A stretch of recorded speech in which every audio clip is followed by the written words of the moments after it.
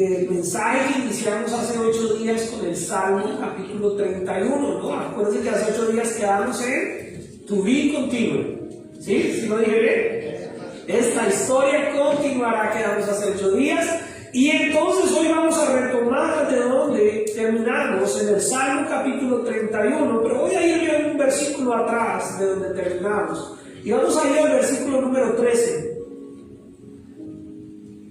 Mientras usted va llegando ahí al Salmo 31, versículo 13, voy a contextualizar un poco de lo que hemos venido hablando. El rey David es el que está escribiendo este salmo y es sobre el cual hemos nosotros venido hablando a lo largo de todos estos meses. Y es la persona que algunos identificamos y conocemos como un hombre conforme al corazón de Dios. Un hombre que se supone que su vida parecía como la vida perfecta de cualquier cristiano, ¿no? Un hombre que uno dijera, yo quisiera ser como David. Hay una canción que a mí me gusta, que tiene un pedazo que dice que yo quiero ser como David, que fue tu amigo. Y yo digo, yo también, David, quiero ser como David. ¿Sí? Quiero ser como ese David, pero resulta que ese David tan perfecto que nosotros idealizamos, ese David tan guerrero, ese David que mató al gigante, ese David que hizo muchas cosas impresionantes, ese David que amplió el reino, que acumuló tesoros para poder entregar a Salomón, su hijo, la oportunidad de construir el templo. Ese David que nosotros vemos tan impresionante, y que no solo nosotros. Usted sabe por qué al Señor Jesucristo, el pueblo de Israel, le costó verlo como el Mesías, le costó verlo como el Rey de Reyes y Señor de Señores, que sabemos que es, porque ellos esperaban a alguien parecido a David. Ellos esperaban a alguien parecido a Moisés, ellos esperaban un libertador terrenal, ellos esperaban un guerrero, una persona que viniera a hacer las hazañas que hizo Moisés, las hazañas que hizo David. Ellos esperaban eso, y por eso les costó, porque tenían ese ideal de David. David es un personaje impresionante en la Escritura. Aún los futuros reyes que tuvo Israel después de David, o los reyes que precedieron a David, se les comparaba con David. O sea, la forma de saber si un rey había sido bueno después de David era compararlo con David. Y los que habían sido malos reyes decían, no hizo como David su padre, así fuera el tataranieto. Y los que habían sido buenos reyes decían, porque hizo como David su padre. O sea, David era la marca, David era el estandarte, David era la pauta, era la vara en alto sobre la cual se medía. Por eso ellos esperaban también que el Mesías fuese un rey que viniera a gobernar, a erradicar, a matarle a sus gigantes del momento. Pero el Señor Jesucristo vino a hacer algo mucho más grande y a librar una batalla espiritual, no solamente por un terreno o por una esclavitud de vida, sino por la esclavitud que tenemos con el pecado, ¿sí? Por eso les costó entenderlo. Solamente cuento esto para que usted se dé cuenta que no nos pasa solo a nosotros. David es como el prototipo ideal de un hombre de Dios. Cuando digo un hombre de Dios, las mujeres no se sientan excluidas. Es el prototipo ideal de una persona cristiana. Pero ese prototipo ideal de una persona cristiana cometió muchos errores. Falló, se equivocó y pasó por momentos donde sentía que su vida ya no tenía el mismo valor. Fue perseguido, llegó a verse inclusive como un loco, como una persona tal vez que se le había desquiciado. Llegó a verse casi como un homeless, un habitante de la calle. La gente empezó a señalarlo, la gente empezó a mirarlo diferente. Ya no veían al rey imponente, veían a un hombre desvalido, veían a un hombre que había perdido tal vez ese vigor, que había perdido el aliento. ¿Y cómo se llama el mensaje de hoy? Los que tienen el boletín ya saben cómo se llama, los que no lo tienen, el mensaje de hoy se llama Mi aliento. Y entonces vemos que David, a lo largo del capítulo 31, él muestra ese grado de agonía, ese grado de desesperación. Y en el versículo 13, que es donde quedamos hace 8 días, dice, porque oigo la calumnia de muchos. David sabía que la gente hablaba mal de él. lo calumniaba, lo señalaba y decía, mire, no queda el rey. Y muchos, y en otros salmos dice, ¿dónde está tu Dios?, le decía la gente. Usted y yo tal vez nos hemos sentido así en algún momento, ¿sí o no? Hemos sentido que de pronto nos señalan y nos dicen, no, que usted es cristiano. No, que usted es cristiano. ¿Dónde está su Dios? Si usted de verdad es cristiano, ¿por qué está pasando por esta situación? ¿Por qué se enfermó si usted es cristiano? ¿Por qué llegó una crisis económica a su vida si usted es cristiano? ¿Por qué tal vez vienen esos problemas? ¿Por qué sus hijos son así si usted es cristiano? ¿Por qué su familia? ¿Por qué sus padres? Y empieza un señalamiento y la gente empieza a calumniar. La gente es muy... Y usted dice, sí, ¿cómo es la gente, verdad? ¿Y usted qué es? ¿Usted no es gente? Pues así somos todos, mis hermanos. Es fácil señalar al otro. Es fácil mirar la viga, la paja que hay en el ojo ajeno y no darnos cuenta de la viga que está en nuestro ojo. Es fácil acusar, es fácil cuestionar, es fácil pensar que los demás, pero cuando se trata de mí, pobrecito yo. No, es que lo mío sí tiene justificación, es que lo mío, no, igual, mis hermanos, tú puedes estar pasando por una situación que no es tu culpa. ¿Acaso somos culpables a veces de que nos enfermemos? No, no somos culpables de que nos enfermemos. Es parte de esta naturaleza caída, es parte de estar en un cuerpo, en un cuerpo que se envejece, que se deteriora. A veces sí tenemos enfermedades por culpa nuestra, pero otras veces no. A veces tenemos crisis económicas por testarudos. ¿Sí? Hoy me voy a cuidar mucho más con mis colombianas. ¿Sí? Pero a veces tenemos problemas económicos por burros, mis hermanos. Por no utilizar bien los recursos, por no tener ser buenos mayordomos, por gastarnos la plata en lo que no debemos, por meternos en situaciones. Pero otras veces vienen crisis económicas donde nosotros no hicimos nada malo. Donde sencillamente la economía se puso difícil, o vino una situación que no contábamos, o llegó una pérdida de trabajo, del negocio, y son cosas donde usted no es culpable, pero llegó. Por eso para la gente es fácil señalar y decir, cuando usted y yo caminamos en el caminar cristiano, déjenme decirle algo, jóvenes que están acá también, si quieres seguir viviendo una vida cristiana, tienes que entender que somos observados por el mundo. Si una persona no cristiana le pasa cualquier cosa, no dicen mucho. Pero si a un cristiano le pasa algo, hay muchas miradas diciendo, ¿por qué le pasó? Y no que va a la iglesia. ¿No será? Y ¿sabe qué es lo peor? No es que el mundo nos diga cosas. Lo peor es que a veces entre nosotros mismos decimos, eso es que está en pecado. Eso fue que hizo algo mal. Eso fue que ya quién sabe qué hizo. Eso es por culpa de... yo me acuerdo que hace 13 años yo le dije un día, y venimos a sacar cosas a veces que no tienen nada que ver, solamente para cuestionar, para señalar. Pues David estaba pasando por eso. Y como lo dije hace 8 días, mis hermanos, puede que a veces usted diga, no importa, me resbala. Hoy está aquí mi hermano de sangre, y él y yo sabemos que tenemos un dicho desde hace mucho tiempo, desde muy jóvenes, cuando éramos adolescentes, teenagers, todavía me acuerdo. Y me acuerdo mucho que cuando estábamos de adolescentes y salíamos de la iglesia y había comentarios o cosas, o la gente decía tonterías, decíamos con mi hermano que teníamos unción de mantequilla, que no resbalara, que no había problema. Pero sabe que uno puede armarse a veces de todas esas cosas, pero duele. Así es. Y también depende quién diga las cosas, duele más. Y como les decía hace 8 días, usted puede hablar de quien sea, y el día que esa persona se entere o esa persona sepa que usted habló mal o que usted dijo X o Y, tal vez le va a perdonar, no le va a dejar de amar su propia mamá, su propio hijo, su propio hermano. Pero eso no significa que no haya dolor. Eso no significa que no haya causado un daño. Usted puede hablar de un líder, de un hermano de la iglesia, usted decir, debería ser otro, ¿por qué pusieron a ese? Y tal vez la persona sepa que eso es parte de su formación, de su trato, pero duele.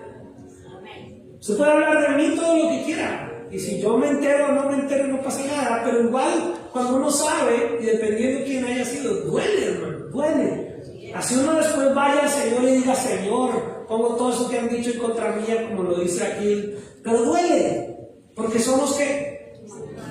Muy bien, es que le pusieron cuidado hace 8 días. Porque somos seres humanos, mis hermanos. Y por eso necesitamos ir a la palabra y decir al Señor: Señor, oigo las calumnias de muchos. El miedo me asalta por todas partes. Imagínense, el rey David que mató gigantes. Y ahora le está diciendo al Señor: el miedo me asalta por todas partes. Muchos sabemos y conocemos la historia del rey David que mató ¿a quién? Pero ese fue uno. Después mató muchos más gigantes. Y la gente coreaba, la gente gritaba. Saúl mató a 1000 y David a sus 10,000. Ah, tremendo guerrero, tremendo hombre que está diciendo: el miedo me asalta por todos. Estaba lleno de miedo. No, pastor, los cristianos no podemos tener miedo, pero tenemos a veces. Pero a veces nos da miedo.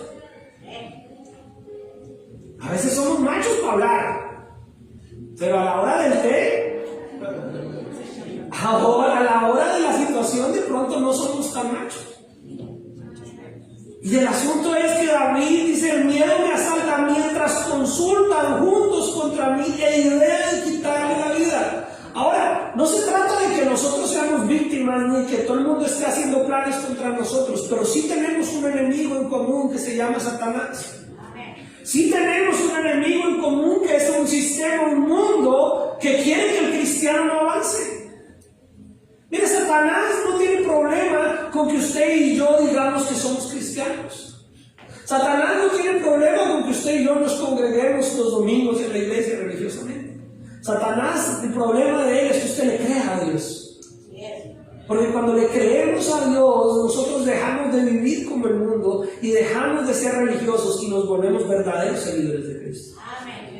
Pero entonces la gente, Satanás, el mundo, el sistema, quiere que así usted no se vaya a ir al infierno, por lo menos no viva aquí una vida cristiana fructífera.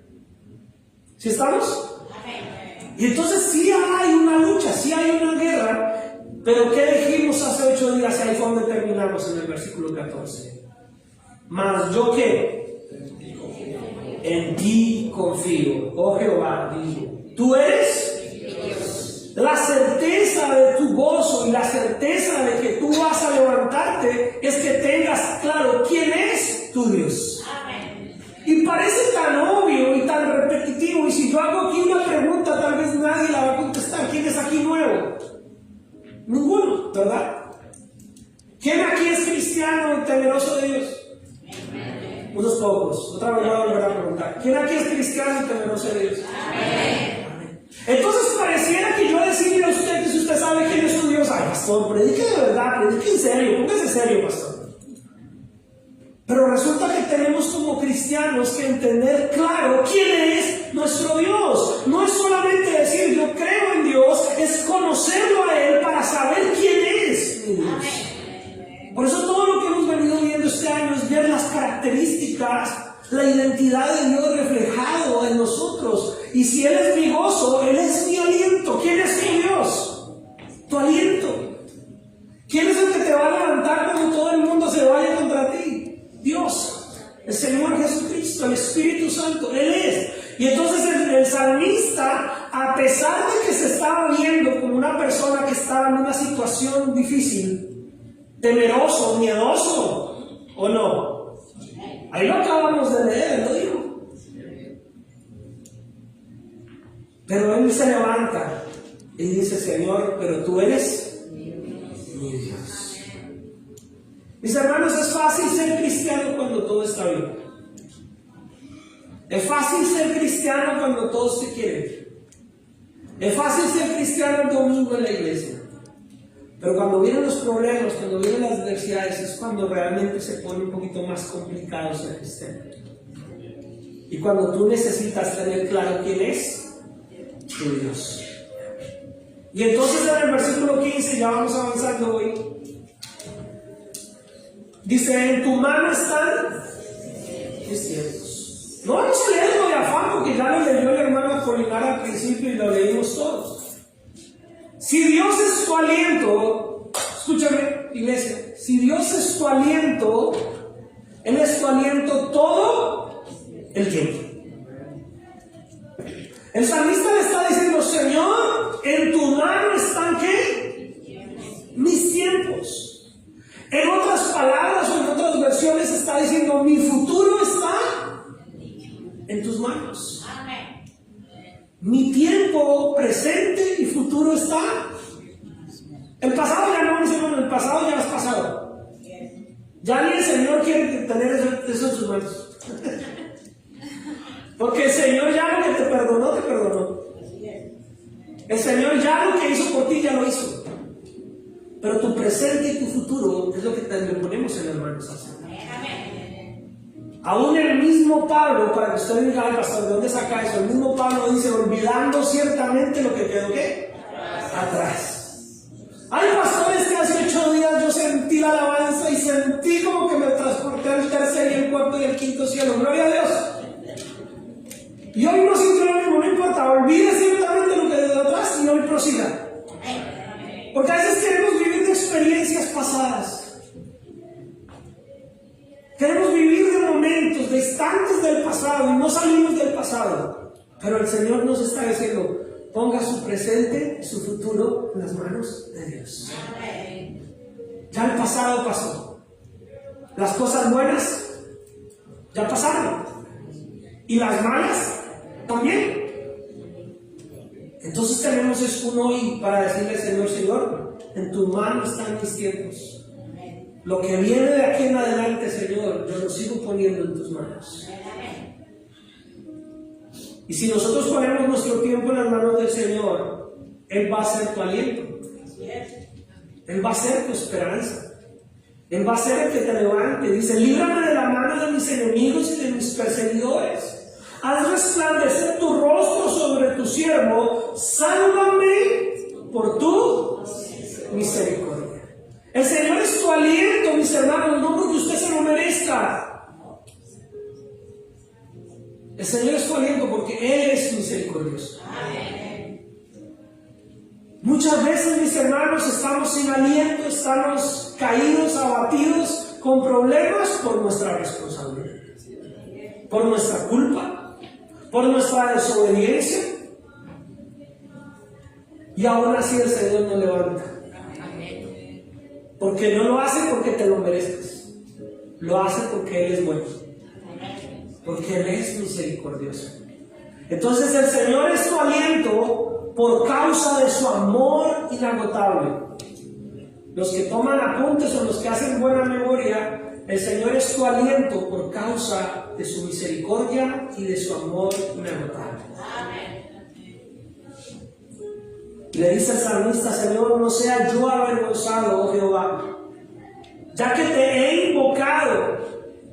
Sean avergonzados los impíos, estén mudos en el Seol. Cuando leemos en la Biblia, y aquí traigo una historia con mi hijo mayor, él siempre me molesta y es una cuestión de risa entre nosotros como papá e hijo. Porque cuando yo les he explicado y les he leído la parte de muchos versículos que dice invocado, mi hijo me dice: esa palabra suena raro, papá.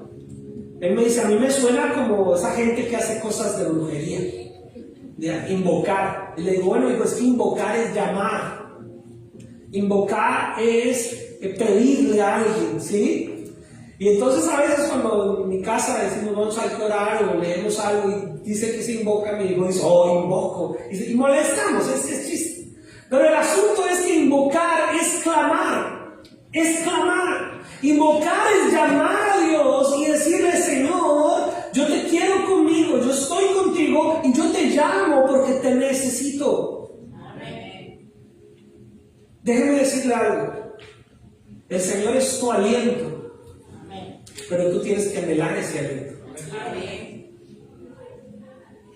El mensaje de hoy se llama mi aliento. Y aliento tiene que ver con respiración. ¿Sí o no? ¿Alguna vez se ha oído el aliento? No, los enamorados no están aquí. ¿No? Los esposos enamorados, se les va el aliento por su esposo. ¿Sí? Sobre todo cuando la vemos brava. Las esposas enamoradas todavía se les va el aliento por su esposo. Cuando uno se le va el aliento es como que no puede respirar. Como que algo pasa, algo falta y necesita volver a oxigenar. ¿Sí? Y hay una necesidad. Cuando nosotros estamos nadando, este ejemplo ya lo he dado muchas veces, cuando usted está nadando, se sumerge, así no se esté ahogando, pero si usted se sumerge mucho tiempo, aguanta la respiración mucho tiempo, en algún momento usted siente que ya necesita salir porque necesita volver a respirar. Y si se está ahogando, peor, ¿no? Necesita tomar aliento. Y usted necesita inhalar, necesita llamar ese aire, absorberlo, inhalar es que entre, ¿verdad? Pues el aliento de Dios entra porque tú lo anhelas, porque tú deseas ese aliento, porque tú clamas, porque tú invocas ese aliento, tú dices, Señor, te necesito como el aire para respirar. Si buscas a Dios como el aire para respirar, póngale un segundo de pensamiento al asunto. Yo sé que los amenes son lindos y a mí me gusta escucharlos, pero piénsalo mejor. A ver, vamos a tomarnos el ejercicio de esta predicación de pensar bien lo que acabo de preguntar. Si buscas al Señor, ¿cómo respiras? ¿Cómo respira usted? Se programa, voy a respirar de 12 a 12 y media. ¿No? ¿Respira solo los domingos? De 11 a 1. ¿Sí? Usted se programa, va a respirar los domingos de 11 a 1. ¿El resto no respira? Sí respiramos, ¿verdad? ¿Buscas al Señor cómo respiras? ¿O solo lo buscas cuando el asunto se puso color de hormiga? Cuando se está ahogando. Buscar al Señor como nuestro aliento es buscarlo todo el tiempo. Es todo el tiempo estar en sintonía con Él. Buscar al Señor todo el tiempo no significa que todo el tiempo vas a estar en culto. ¿Aló? Buscar al Señor todo el tiempo no significa que entonces tiene que haber primero oración inicial, lectura de la palabra. ¿Quiénes van a cantar hoy? No, buscar al Señor es que todo el tiempo lo tengas presente y en todo lo que digas, en todo lo que hagas, en todo lo que pienses, en todo momento estés anhelando que Él esté llenando tu vida de su presencia para que todo lo que tú hagas sea coherente con lo que Él te ha enseñado. Que tú respires la palabra no significa que la tengas leyendo todo el día, significa que lo que has leído medítalo, lo que estás entendiendo practícalo, lo que vas aprendiendo de Dios ponlo en uso y respira el aliento que Dios te da a través de su palabra. Amén. Por eso tenemos a veces que no decir amén tan a la ligera, ¿sí? ¿Cuántos desayunaron hoy? Amén. Amén es así sea. O sea, ¿qué va a desayunar? ¿Cuántos desayunaron hoy? Sí. Yo sí, exacto, ¿sí ve? Diferente. El asunto con el amén, mis hermanos, es que tenemos que reflexionar, pensar a qué le estamos diciendo. ¿Buscas a Dios como respiras? Bueno, diga amén, por lo menos para que lo empiece a hacer de aquí en adelante. Entonces nosotros tenemos que buscar al Señor. Y entonces dice la palabra del Señor, Señor, yo te he invocado. Y dice el versículo 18, enmudezcan los labios mentirosos. Cuando yo era niño, en la iglesia donde nos congregábamos con mi mamá hace muchísimos años atrás, se oraba demasiado, mis hermanos. Media hora de oración, hermano, eso era más cachicle. Allá eran horas y horas de oración. Y uno iba y todo el tiempo estaba orando. Y el servicio, mis hermanos, para que ustedes se sientan muy contentos de estar acá, el servicio allá empezaba como a las 8:30 de la mañana y terminaba como a las 2, 3 de la tarde. Para que sepan. Y de oración era más de 1 hora, 2 horas de oración. Imagínense uno de niño. Imagínense uno de niños de esas bancas, de maderas y no acolchadas. El asunto, mis hermanos, es que cuando niño escuchábamos, y yo escuchaba, y son cosas que se le van quedando a uno. Y yo escuchaba al pastor que oraba en esa época y él decía: Señor, silencia, silencia, esos labios mentirosos, silencia, esa gente mentirosa. Y yo decía: ¿será que Dios qué les va a hacer? No, pues Dios evita que la gente diga mentiras, enmudece. Yo siempre escuchaba eso. Cuando estaba preparando este mensaje y leía esta parte, me daba risa, porque me acordaba de mí y escuchar a ese predicador que oraba así, oraba todo el tiempo, y él decía: Señor, enmudece esos labios mentirosos. Y uno dice: wow, nos falta orar a veces un poquito así, ¿verdad? Sí. Ahora la pregunta es, siempre me gusta preguntar, ¿qué labios va a enmudecer? De pronto sean los tuyos. ¿Sí? Porque no se trata de que no vuelvas a hablar, pero si estamos pidiéndole al Señor que enmudezca esos labios mentirosos, piense que empiece con usted. Amén. Porque es fácil decir: Señor, enmudece esos labios mentirosos, esa tía tal, mi comadre tal, no sé qué, mi suegro. ¿Por qué no dice: Señor, enmudece estos labios mentirosos? Señor, silencia esta boca mentirosa. No permitas que yo sea el mentiroso. No permitas que yo sea el que salga con cosas que no son ciertas. Y los cristianos, mis hermanos, no decimos grandes mentiras. Decimos mentiritas. Chiquiticas, ¿no? Esas mentiritas chiquiticas también son mentiras. Y entonces nosotros tenemos que clamarle al Señor. ¿Sabes cómo el Señor sigue siendo tu aliento? Cuando tus labios no sean mentirosos. Los míos también, ¿no? Que nuestros labios no sean mentirosos. Porque ahí dice: enmudezcan los labios mentirosos, los que hablan contra el justo cosas duras, con soberbia y menosprecio. Sí, David lo está diciendo porque alguien estaba hablando mal de él, pero yo se lo estoy diciendo para que usted no hable mal de nadie. ¿Amén?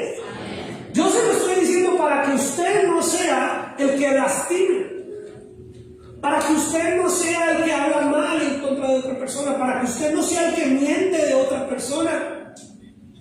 Porque no me gusta, y ya ustedes la mayoría me conoce, no me gusta esa actitud victimista donde siempre pareciera que todo el mundo se puso en contra mía y no nos damos cuenta cuando nosotros somos los que estamos actuando mal en contra de alguien. Por eso, antes de usted querer cambiar a los demás, antes de usted querer corregir a los demás, primero corrígete. Primero cambia tú. Primero silencia tus labios mentirosos antes de quererle silenciar los mentirosos de otros. Amén. Y no tenemos que ir muy lejos, empecemos con nuestros propios hogares. ¿A qué papá, a qué mamá le gusta que sus hijos le digan mentiras? Y a veces como papás también les decimos mentiras. Entonces tenemos que darles ejemplo para que nuestros hijos no escuchen órdenes, sino vean un ejemplo hacia Dios. Es fácil decirle al hijo: no digas mentiras. Es más difícil no decir las mentiras y que tu hijo y tu hija vea que tú siempre eres una persona que siempre dice la verdad. Entonces sí, el salmista está hablando porque personas con soberbia y menosprecio hablaron de él. Personas con labios orgullosos y arrogantes lo acusaron a él. Aquí entonces entramos en otro punto, mis hermanos. Yo nunca enumero los puntos de un mensaje, pero pues vamos a otro. para que Dios sea tu aliento, hay que quitar la soberbia y la arrogancia. La soberbia y el menosprecio. A veces nosotros no menospreciamos a otros, pero menospreciamos lo que Dios ha hecho en nosotros. No digan muy bien. A veces menospreciamos lo que Dios ha hecho en nuestras vidas. A veces pensamos, ay, mire cómo fulanito de tal que no volvió a la iglesia, cómo le está yendo de vida. A veces pensamos en la gente que no ha conocido el Evangelio y todavía camina en su vida llena de mundo, llena de todo, y estamos diciendo, ay, pero miren, no, ni se congrega ni busca a Dios, y miren cómo le va de bien. Y estás menospreciando lo que Dios ha hecho en ti. Porque Dios no te rescató para competir económicamente con los demás. Dios no te rescató para competir a nivel de fama con los demás. Dios te rescató para que no te vayas al infierno y para que vivas una vida en la plenitud de Él. Entonces, no menospreciemos lo que Dios ha hecho en nosotros. Y mucho menos seamos soberbios. Son los dos extremos. Si usted está leyendo conmigo, versículo 18, que dice que con soberbia y menosprecio. Son dos extremos. Son dos extremos. Está el cristiano que se cree mejor que todo el mundo. Y está el cristiano que se cree peor de todo el mundo. Está el cristiano que siente que, mejor dicho, camina y está levitando y pisa a todo el mundo por encima. No tiene la unción, sino la cuarta, la quinta y la séptima unción. Ni Elías en el carro de fuego le supera. Eso es soberbio. Pero está el cristiano que siempre, pobrecito de mí, todo me pasa a mí porque Dios le da las más grandes peleas, las más grandes guerreras. Porque las enfermedades, y empezamos a irnos allá, y son las cucarachas. No. Dios es un Dios de orden. Dios es un Dios de equilibrio. Dios es un Dios de balance. Dios es un Dios de justicia.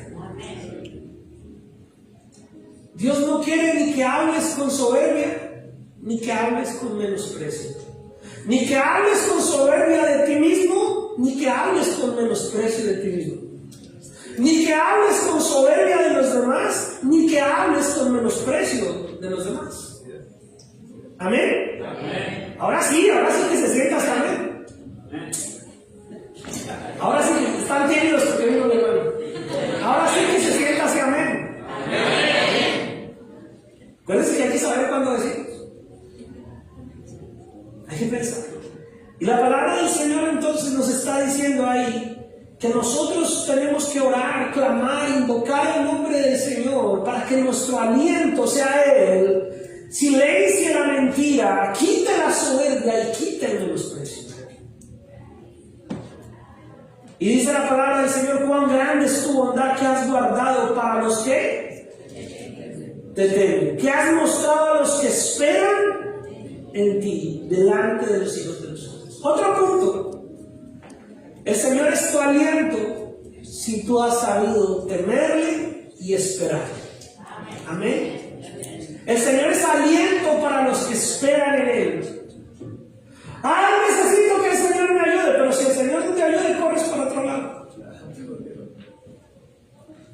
Voy a orar para que el Señor me conceda esto, voy a orar para que Dios haga esto, pero si no, voy a ir donde el rezandero, voy a ir donde el brujo, no. El que ha sabido esperar en Dios, espera solo en Dios. No hay alternativas, no hay plan B para el cristiano. El cristiano no tiene plan B para su vida espiritual. ¿Amén? Amén. El cristiano de Dios, el hombre de Dios, la mujer de Dios, que quiere que Dios sea su aliento, no tiene plan B en su vida espiritual. Solamente Él es la única opción. Él es nuestro único refugio. Él es nuestro único lugar seguro. Si Él no nos responde, hermanos, no espere que nadie más le responda. ¿Amén? Amén. Mira, si Dios nos dice que no a algo, esa ya es una respuesta. si Dios no nos contesta una oración, yo prefiero una oración no contestada por Dios que hacer mi voluntad o buscar que las cosas salgan a mi manera, forzándolas por otro lado. Saulo de Tarso, Pablo, le dijo al Señor: Señor, quita este aguijón de mi carne. Y el Señor le dijo: bástate de mi gracia. Y no se le quitó. Y entonces Saulo de Tarso dijo: voy a ir, porque me recomendaron por allí una persona que hace unos saumerios y unas hierbas, y que me las ponga para ver si se me cura. No, Saulo dijo: ok, entonces me basta tu gracia. Amén. Tal vez siguió clamando, no lo dice la Biblia, no nos muestra si Saulo no solamente le oró 3, sino 5, 10, 8. Tal vez sí, tal vez solamente que hasta ahí solo había pedido 3 veces. Tal vez siguió pidiendo, pero ya no lo volvió a escribir. Tal vez usted y yo muramos pidiéndole al Señor cosas, pero que muramos creyendo que Él era el único que podía respondernos. Y si hay cosas que un día del cielo decir: Señor, ¿cuánto te clamé por esto? Y el Señor decía: siéntate en mi regazo, te voy a explicar por qué no te contesté eso. Yo prefiero ese momento a ni siquiera tener la opción de estar ante su presencia y preguntarle. ¿Sí estamos? Entonces, para el cristiano no hay plan B. El que teme y que espera en el Señor, para él Dios será su aliento. El principio de la sabiduría es el temor al Señor.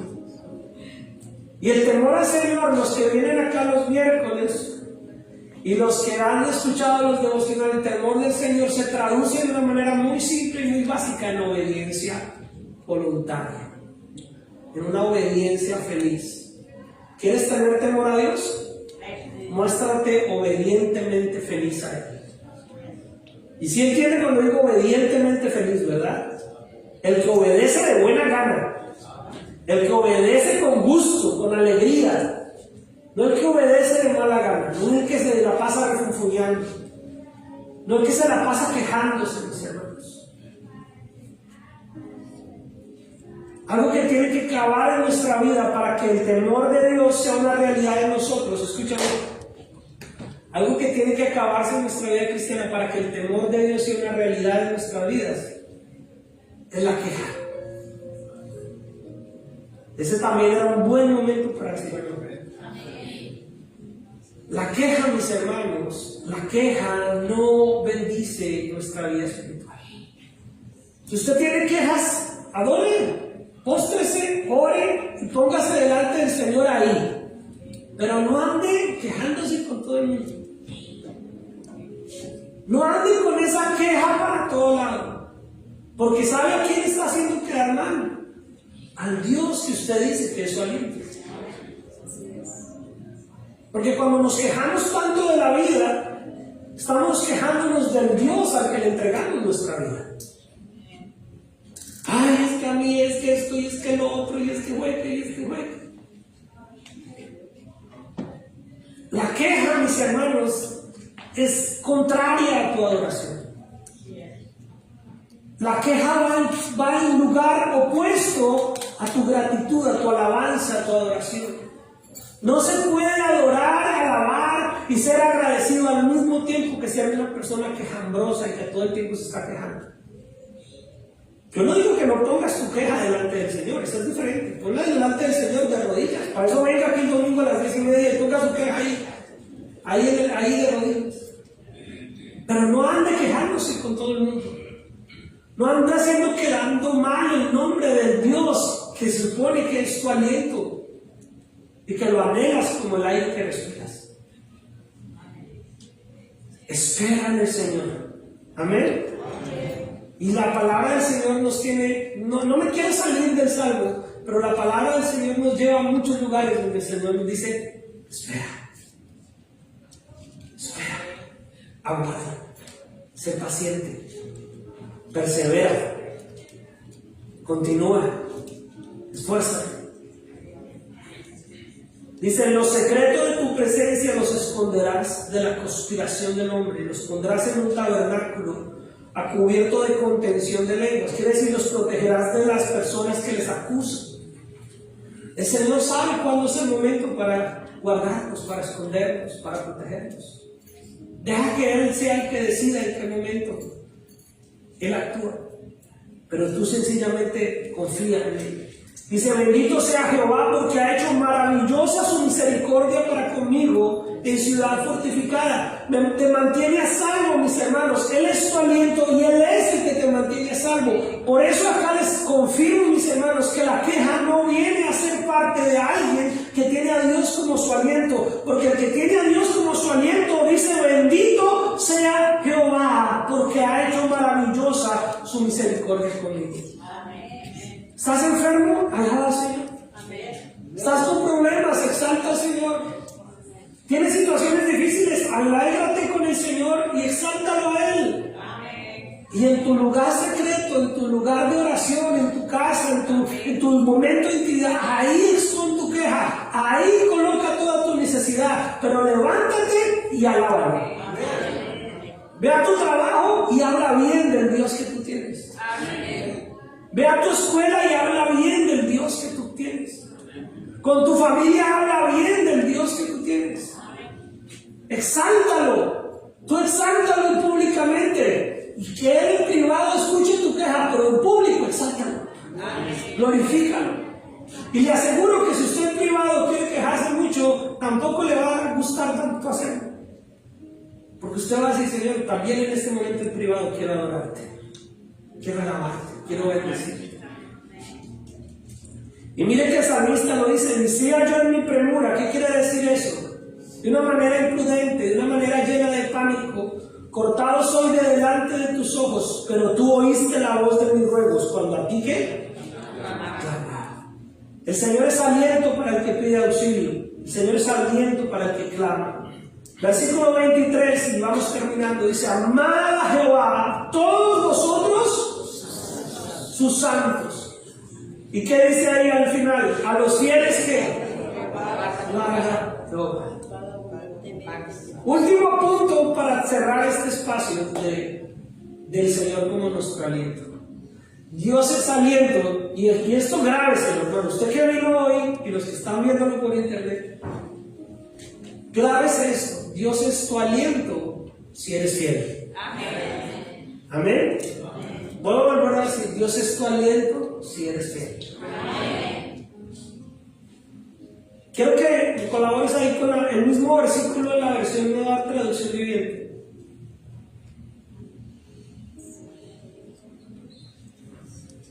Aquí no utiliza la palabra fidelidad. En la Nueva Traducción Viviente utiliza otra palabra. Dice, amen al Señor todos los justos. ¿Hay justos acá? Amen al Señor todos los justos, pues el Señor protege a los que le son ¿qué? Leales.